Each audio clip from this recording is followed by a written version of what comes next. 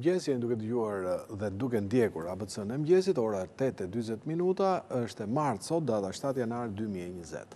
Dhe pikërisht ky fillim viti ka nisur me një tension shumë të madh në lindjen e mesme, pa dashur të bëjmë megalomanin për të zbuluar konfliktet botërore, gjithsesi ka diçka që neve na intereson shumë në vetë parë, sepse opozita iraniane është e strehur pikërisht në Shqipëri. Gëzim Podgorica, mirëmëngjes, mirë se erdhët në studio. Mirëmëngjes. Në fakt, është shumë e vështirë të kuptohet pse është ky tension kaq i madh dhe është shumë e vështirë të kuptohet dhe lindja e mesme. Fjala vjen, ky general Qasem Sulejmani, i cili u vra nga dronët amerikanë, nuk ishte as në Iran, ishte në Irak. Domethënë, pse ky shkonte kaq shpesh në Irak dhe çfarë lidhje ka pas ky me Shqipërinë?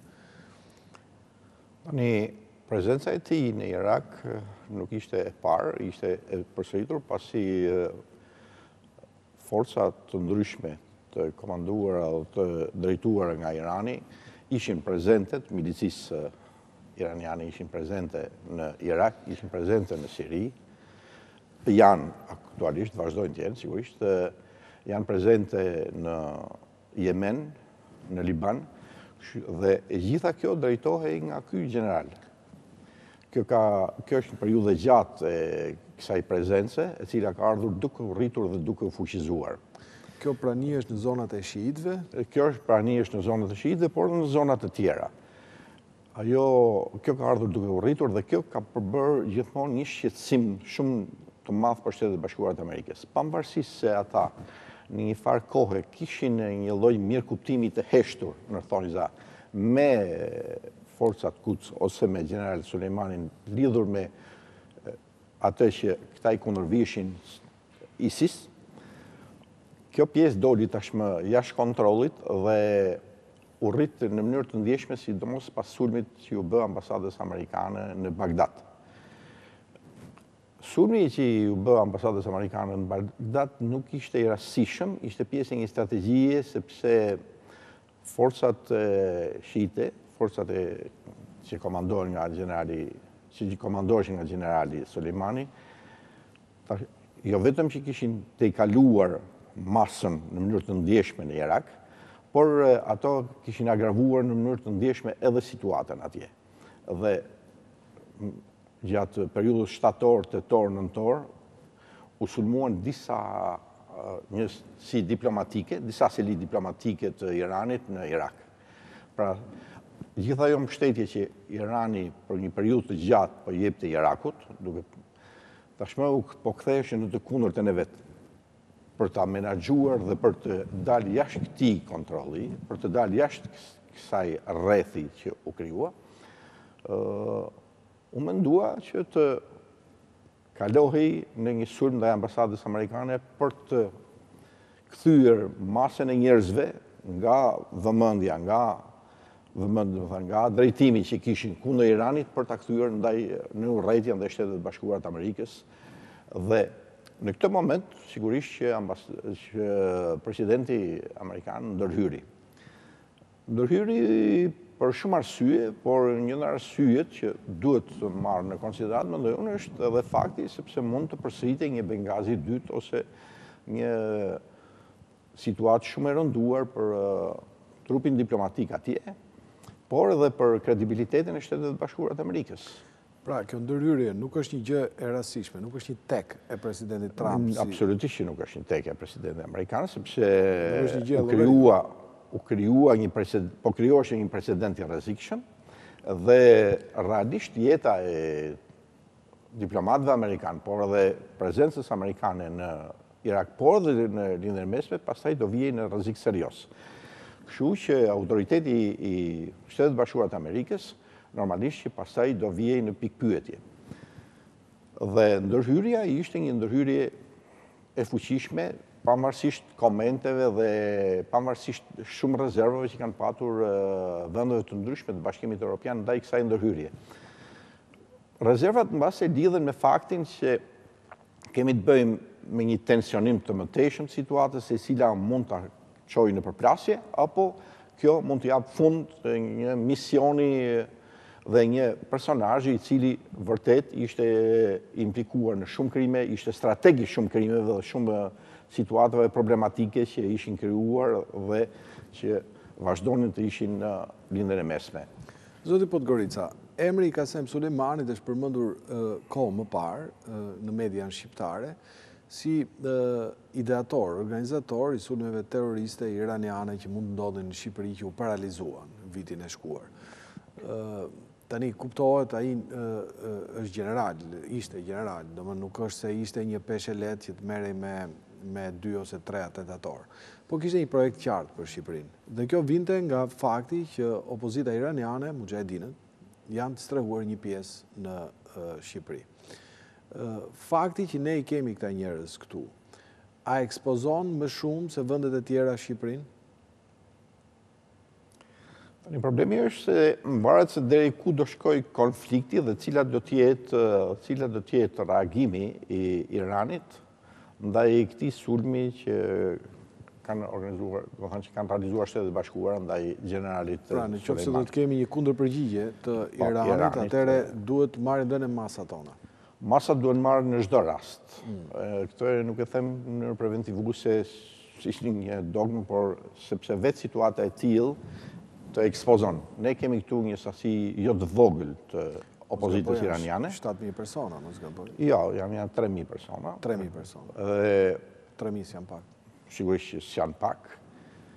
Dhe prezenca e tyre normalisht që ka rritë ekspozimin e Shqipërisë në një momenti nëse kjo rreze veprimi e hakmarrjes iraniane përhapet. Unë kujtoj që në një vizitë time në Iran para 3 vitesh,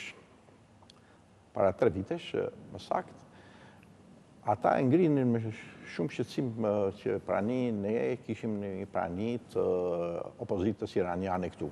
Ma e ngrinin për bisedë. Normalisht që jo në të gjitha takimet, por në 1 ose 2 takime e kam ndjerë që ata këtë situatë nuk e donin, më thanë. Por pavarësisht saj, ne kemi vazhduar, sepse kemi patur një detyrim ndaj Shtetet Bashkuara të Amerikës. Ishte jo vetëm një detyrim në kuptimin e marrëdhënieve që ne e kishim, por është edhe një detyrim në një dimension edhe më të gjerë, sepse në fund Shqipëria është edhe pjesë e NATO-s, është pjesë e organizatave që luftojnë për paqe dhe në këtë kuadër edhe prania e opozitës iraniane në Shqipëri ka ato justifikimet e veta. Tani, ka dhe vendet tjera të NATO-s që kanë strehuar mujahedin si puna jonë, apo është një informacion rezervuar që nuk thuhet? Nuk e di se nuk e kam këtë informacion, por fakti që Shqipëria i ka dhe është dashur një investim i fuqishëm amerikan. Është dashur një investim i fuqishëm amerikan. Kujtojmë këtu që ka ardhur 2 sekretar shteti, si në kohën kur ishte kryeministri zoti Berisha, ashtu edhe në momentin kur është. Madje kryeministri Berisha ka pas një skepticizëm të madh, domethënë nuk është se i ka pranuar menjëherë, domethënë është dashur bëhet një proces negociatesh, dhe ai pranoi 300 vetë. 250 veta. Pastaj ata është sepse Majda kur ka ardhur në pushtet, ka ardhur me një kartë solidariteti ndaj mujahedinëve, domethënë fjalimi i Pandeli Majkos, I am a mujahedin, unë jam një mujahedin, është ka mbetur... Ndofta duhet kanalizuar, mendoj kështu, për vetë faktin, sepse këto janë personazhe të ndryshëm, por fakti që ne kemi, ato janë në Shqipëri dhe i kemi strehuar, është një zbatimi ca marrëveshjeve dhe një lloj koherence politike dhe komunikimi që kemi me aleat tanë perëndimor. Sepse në fund ata thanë merrni, ne do i merrnim se çdo bënim, domethënë. Jo, normalisht që shumë urdhër nuk ishte një urdhër, por ishte një rrugë diplomatike e cila u shtruar gradualisht. Ne nuk është se jemi vendi që mund t'i themi aty jo si marrin. Jo, nuk është se jemi në vend i tillë që mund të kemi kaq. Mund të negociojmë, mund të kërkojmë një koncesion. Vetë fakti që reaguam në mënyrë kaq partizane dhe tani pa pritur që të reagonin në shtetet e fuqishme tregon që Te i kaluam të drejtën. Po mi, këta bëjmë, her pas herë. Megjithatë nuk është se kemi zënë kapitull, nuk është se Donald Trump u entuziazmua në momentin që ne mbështetëm. Absolutisht jo. Ne sigurisht do mbanim qëndrim dhe qëndrimi i kësaj linje do ishte, por ndofta do të ishte pak më i kujdesshëm dhe një lloj koherence dhe me liderët, do thënë, me gjithë politikën evropiane. Tu tani, ne kemi reaguar përpara politikës europiane. Europa, në mënyrë zyrtare, bashkë me NATO-n, ka reaguar dje. Dje dhe ditën e premte kanë një mbledhjet ministrave të jashtëm të Bashkimit Evropian, të cilët do diskutojnë në mënyrë shumë sensitive për çështjen e Iranit dhe të kësaj situate që është krijuar mes Iranit dhe Shtetet Bashkuara të Amerikës. Në lidhje me këtë çështje ka dhe një takim parashikuar të zonjës Merkel me zotin Putin, i cili nuk do bëhet nesër, por është futur në agjendë, dhe ndërkohë ka pas një deklaratë të sekretarit përgjithshëm të NATO-s, i cili i ka bërë thirrje palëve që të qetësohen. Ka prodhuar shumë tension, ka shumë gjëra të paparashikuara, dhe e gjitha ajo që është e paparashikuar lidhet me reagimin që do ketë Irani. Unë nuk mendoj se do ketë një reagim force, sepse Irani di shumë mirë aftësitë e veta, e di shumë mirë se deri ku shkojnë ato mundësi për t'u kundërvënë Shtetet Bashkuara të Amerikës. Duhet kemi parasysh që vetëm periudhën e fundit Shtetet Bashkuara kanë shpenzuar më shumë se $2 trilion për teknologjinë ushtarake. Pra, kemi shpropocion shumë të madh të mundësive dhe të raporteve që kanë të dy vende për t'u kundërvënë njëri tjetrit, por reagimi i Iranit mund të jetë në disa plane, mund të jetë më shumë përmes akteve terroriste, figurave të ndryshme, personazheve, mund të jetë ndaj Izraelit, që është më e mundshmja, dhe selive diplomatike mbase të Shtetet Bashkuara në lindjen e mesme, ose nuk ma mërmen se do shtrije gjerë në Europë. Sepse... E kuptoj e qartë. Megjithatë, kur përmend tani sot se ç'a ndodh në Irak, në Siri, në Liban dhe në gjitha këto vendet, ku sheh dhe praninë e Turqisë në të njëjtën kohë, të Iranit, të Rusisë, të gjitha këtyre forcave, pra është shumë e vështirë ta kuptosh të lloj puzzle-i. Dhe kur shef reagimet e frikshme të Europës, ato kanosëse të Shtetet Bashkuara të Amerikës, Shqipëria ç'a duhet bëjë? Domethënë, si duhet sillet në gjithë këtë lloj mozaiku? I ka ardhur koha dhe ajo të bëjë një konferencë me ambasadorët e vetë, nuk flas të bëjë me, ose të paktën të bëjë një analizë, domethënë me siguri e bëjnë, po nuk është e thënë që ta bëjnë mediatike. Ky është një moment shumë delikat, por që të vërtetës, unë vazhdoj të jem aty mendimi që e diskutuam edhe paraprakisht, para se të fillonim me misionin, që Shqipëria është dhe s'është e ekspozuar. Në fundit opozita iraniane që është këtu, duhet të ketë një vëmendje të veçantë edhe qeveria shqiptare në mënyrë të posaçme për ndaj sjelljes saj. Pse? Ata kanë ardhur këtu për t'u strehuar, nuk kanë ardhur as për t'u stërvitur, as për të marrë veprime, sepse pasaj ata do ktheheshin në një objekt sulmi. Do të thotë që kthehet dhe Shqipëria në objekt. Duke u kthyer në objekt sulmi, atëherë rrezikohet në mënyrë të ndjeshme shumë Shqipëria. Duke qenë ata thjesht të strehuar që kanë ardhur për hir për të shpëtuar reprezaljeve që kishin atje, për të jetuar në një vend të qetë në mes të Ballkanit, për të qenë të mbrojtur në një lloj kuptimi nga gjithë kjo, sigurisht që këtu rreziku është shumë më i ulët. Nëse ata dalin jashtë i kontrollit dhe merren pasaj me situata të cilat prodhojnë dhe janë shumë konfliktuale dhe mundësi për të sulmuar, normalisht që pasaj rreziku jo vetëm që rritet, por ne duhet të jemi shumë të kujdesshëm në gjithë të lloj marrëdhënie. Dje ka pasur një shfaqje tejet populiste në funeralet që po i bëjnë generalit. Këtit janë bërë një 5-6 dhe tani do vazhdojnë t'i bëjnë. 1 milion njerëz kanë qenë në Teheran, Por ndërkohë një aktivitet po kaq intensiv dhe diplomacisë europiane dhe NATO-s. Duke se ku po i hedhin ujë zjarrit, duhet të shohim një lloj shprese. Që ka dy gjëra. Tani funeralet atje lidhen edhe vetë me natyrën. Besimtarët qiit përgjithsisht bëjnë funerale shumë të mëdha me gjeste të tejkaluara deri diku radikale etj.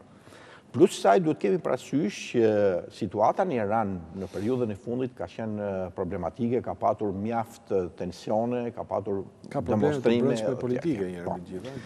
E gjitha në një lloj kuptimi, qeveria dhe presidenca kanë arritur ta kanalizojnë në këtë moment gjithë të situatë ta kanalizojnë në vrasjen dhe ta kthejnë kundër Shtetet Bashkuara të Amerikës dhe të tërheqin vëmendjen nga gjithë ajo situatë problematike që është ballafaqur. Që pas kur u hoqën sanksionet, ekonomia iraniane pati një rritje të ndeshme deri në 12 deri në 14%. Por meqense se kjo rritje e ndeshme nuk u përkthye realisht në të mira materiale, në një nivel jetese, por gjithë kjo para më shumë u kanalizuar në drejtim të prezencës së formimit të milicive shiite në disa nga vendet e lindjes së mesme dhe rritjes së pranisë së tyre, duke dhënë në diskutim gjithë stabilitetin e kësaj zone, atëherë ndodhi gjithë kjo reakcion brenda vetë Iranit. Kështu që ky tensioni krijuar, gjithë këto manifestime që po bëhen, si të thonë disa funerale, kanë lëshuar edhe rrjedhjen e ngjarjeve brenda Iranit dhe kjo ka bërë të mundur që vetë qeveria iraniane tani ta kanalizojë ndryshe dhe të menaxhojë ndryshe situatën e krijuar. Por a do shkojë tek ajo që thamë ne më përpara, tek reagimet? Unë mendoj që disa reagime Irani do t'i bëj, por do jenë sporadike dhe nuk do t'jenë ballafaquese me Shtetet Bashkuara të Amerikës, sepse edhe vetë Shtetet Bashkuara të Amerikës nuk do ndërhyjnë, nuk jam i bindur se ata mund të ndërhyjnë ushtarakisht në Iran. Do i hapin një luftë Iranit. Vetë presidenti Trump nuk është i interesuar që të shkojë një platformë të tillë, por kjo do të kishte edhe një kosto shumë të lartë. Pavarësisht kërcënimeve që ata do godasin 52 objektiva që lidhen me numrin 52 të pengjeve që kanë ndodhur në vitin 1980. Zoti Podgorica, falenderoj shumë për shpjegimet e detyruara për gjërat e reja që na thet, sepse duhet edhe të mësojmë dhe të kuptojmë se çfarë ndodh. Dhe me këtë bisedë mbyllim abcnews-in e mëngjesit.